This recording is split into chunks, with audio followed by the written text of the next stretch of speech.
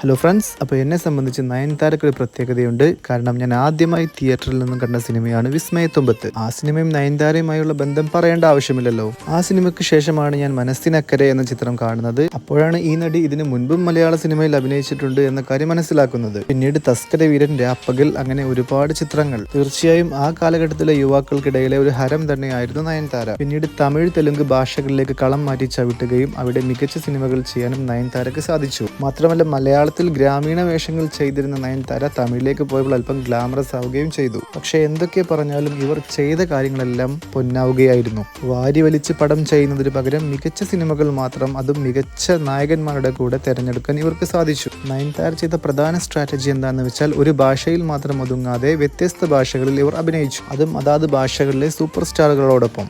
നയൻതാരയെ പോലെ ഒട്ടുമിക്ക എല്ലാ സൂപ്പർ സ്റ്റാറുകളുടെയും നായികയായി അഭിനയിച്ച മറ്റൊരു നായികയെ ഞാൻ ഇതുവരെ കണ്ടിട്ടില്ല.